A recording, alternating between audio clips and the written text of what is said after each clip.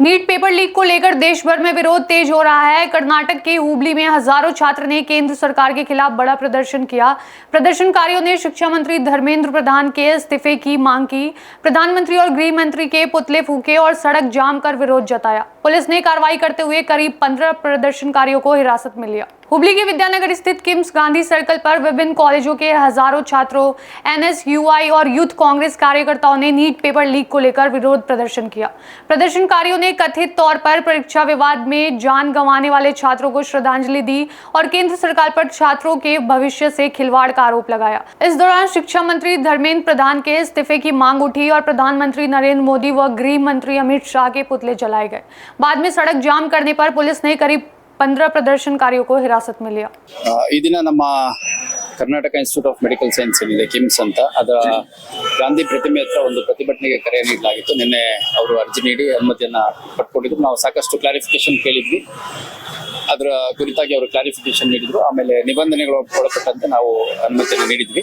ಸುಮಾರು 500ರಿಂದ 600 ಜನದಷ್ಟು ವಿದ್ಯಾರ್ಥಿಗಳು ಮುಖ್ಯವಾಗಿ ಮತ್ತು ಕೆಲ ಸಂಘಟನೆಗಳು ಸೇರಿದ್ದಾರೆ, ಮುಖ್ಯವಾಗಿ NSY ಮತ್ತೆ ಅದರ್ ಆರ್ಗನೈಸೇಷನ್ಸ್ ಅವ್ರಿಗೆ ಸಪೋರ್ಟ್ ಮಾಡಿದ್ರು।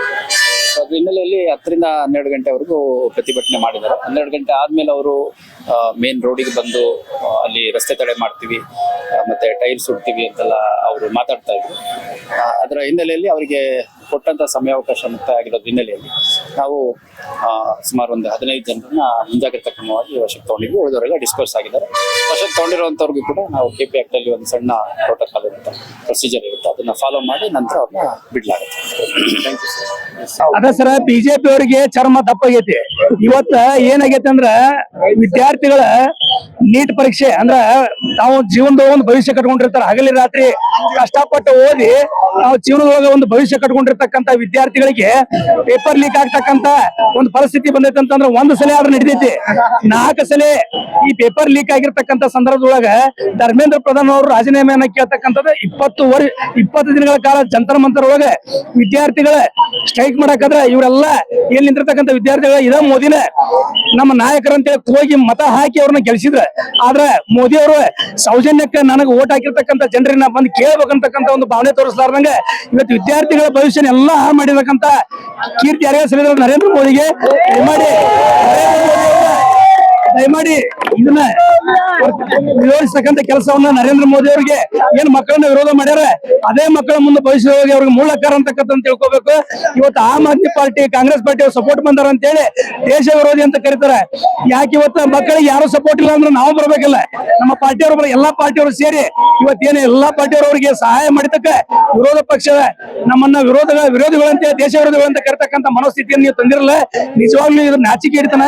ಆಮೇಲೆ ಪೊಲೀಸರ ಏನ ಅನೈತಿಕ ಲಾಠಿ ಹೇಟ ಮಕ್ಕಳ ಮೇಲೆ ಹೇಳಲ್ಲ, ಇದು ಬಹಳ ಕ್ರೂರವಾದ ಕೆಲಸ। ಮಕ್ಕಳ ಮೇಲೆ ಹೊಡಿತಕ್ಕಂತ ಹಕ್ಕನ್ನು ನಿಮ್ಗೆ ಯಾರು ಕೊಟ್ರ ಅವ್ರಿಗೆ ಹೊಡಿತಕ್ಕಂತ ಹೊಡೆತಗಳ ನಾಳೆ ನಿಮ್ಮ ಮಕ್ಕಳ ಮೇಲೆ ಬೀಳ್ತಾವ ಅಂತಕ್ಕಂಥ ಮಾತನ್ನ ಹೇಳಿ ಮೋದಿ ಅವರು ದಯಮಾಡಿ ಧರ್ಮೇಂದ್ರ ಪ್ರಧಾನ್ ರಾಜೀನಾಮೆ ಕೊಡಬೇಕು, ತಾವು ಕ್ಷಮೆ ಕೇಳ್ಬೇಕಂತ ತಮ್ಮಲ್ಲಿ ವಿನಂತಿ।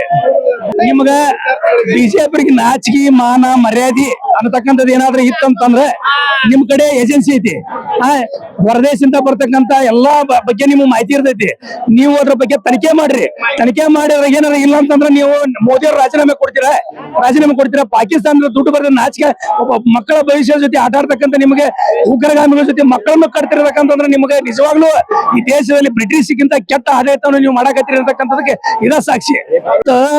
ಮಕ್ಕಳು ಈ ದೇಶದ ಭವಿಷ್ಯ, ಇವತ್ತು ಆರ್ಥಿಕ ವ್ಯವಸ್ಥೆ ಏನಾದ್ರೂ ಸಬಲೀಕರಣ ಆಗ್ಬೇಕಂತಂದ್ರೆ ವಿದ್ಯಾರ್ಥಿಗಳಿಗೆ ಒಂದು ಏನಾದ್ರೂ ಜಾಬ್ ಕೊಡ್ತಕ್ಕಂಥ ಯೋಗ್ಯತೆ ನಿಮ್ಮಲ್ಲಿ ಇಲ್ಲ। ಇವತ್ತು ಮಕ್ಕಳನ್ನು ಭಯೋತ್ಪಾದಕರಂತ ಕರಿತಕ್ಕಂಥದ್ದು ನೀವೇನ್ ಮಾಡಿರಲ್ಲ, ಇದು ಈ ದಿವಸ ಮುಸ್ಲಿಮರು ಭಯೋತ್ಪಾದಕರಿದ್ದೀರಿ, ಇವತ್ತು ಹಿಂದೂ ಮಂದಿಗೂ ಭಯೋತ್ಪಾದಕರನ್ನಾಗತ್ತೀರಿ। ಹಂಗಾರೆ ನಿಮ್ಮಲ್ಲಿ ಬಿಜೆಪಿ ಯಾರು ಸಪೋರ್ಟ್ ಮಾಡಂಗಿಲ್ಲ ಅವರೆಲ್ಲ ಭಯೋತ್ಪಾದಕರಂತಕ್ಕಂಥದನ್ನ ನೀವು ತೋರ್ಸಾಕತ್ತಿರಲ್ಲ, ಎಲ್ಲಾ ದೇಶ ಜನಕ್ಕೆ ಗೊತ್ತಾಗತೈತಿ। ಮುಂದಿನ ಪರಿಣಾಮವನ್ನು ನೀವು ಅನುಭವಿಸ್ತಕ್ಕಂಥ ಪರಿಸ್ಥಿತಿ ಬರ್ತೈತಿ। ಇದೇನ್ ಡೆಲ್ಲಿನಾಗ ಏನಿದು ಗುಂಡಗಿರಿ ಆಗ್ತಾ ಇದೆ ಕೇಂದ್ರ ಸರ್ಕಾರದ, ಅದ್ರ ವಿರುದ್ಧ ನಾವ್ ಇವತ್ತು ಹೋರಾಟ ಮಾಡ್ತಾ ಇದ್ದೇವೆ। ಮತ್ತೆ 21 ಮಂದಿ ಏನು ಸುಸೈಡ್ ಆಗಿದೆ ಅವ್ರ ಶ್ರದ್ಧಾಂಜಲಿ ಕೊಡಕ್ ನಾವ್ ಎಲ್ಲ ಸೇರಿ ಬಂದೇವಿ। ಮತ್ತು ಧರ್ಮೇಂದ್ರ ಪ್ರಧಾನ್ ರಾಜೀನಾಮೆ ಕೊಡು ಮಟ್ಟ ನಮ್ ಹೋರಾಟ ಇನ್ನು ಉಗ್ರವಾಗಿ ಮಾಡ್ತೇವೆ ಅಂತಂದು ನಾವ್ ಯೂತ್ ಕಾಂಗ್ರೆಸ್ ಮತ್ತೆ NSY ವತಿಯಿಂದ ಹೇಳ್ತಾ ಇದ್ದೇವೆ। ಮತ್ತು ಇದೇನು ಇಷ್ಟೋ ಮಂದಿ ಡೆಲ್ಲಿನಾಗ ಏನಾದ್ರು ಅತ್ಯಾಚಾರ ಆಗ್ತಾ ಇದೆ ಅದ್ರಗೋಸ್ಕರ ಅಮಿತ್ ಶಾ ರಾಜೀನಾಮೆ ಕೊಡ್ಬೇಕಂತೂ ನಮ್ ಬೇಡಿಕೆ ಇದೆ। ಅದೇ ಇದ್ ನಿಮ್ಗೆ ಅಂತೇನಲ್ರಿ, ಇದೇನು ಒಂದು ಗುಂಡಾಗಿರಿ ಟೈಪ್ ಒಂದೇನ್ ಮಾಡ್ತಾ ಇದ್ದಾರೆ, ಈ ತರ ಒಟ್ಟು ನಮ್ಮ ಸ್ವತಂತ್ರ ಭಾರತದಲ್ಲಿ ಎಲ್ಲೂ ಕಂಡು ಬಂದಿಲ್ಲ.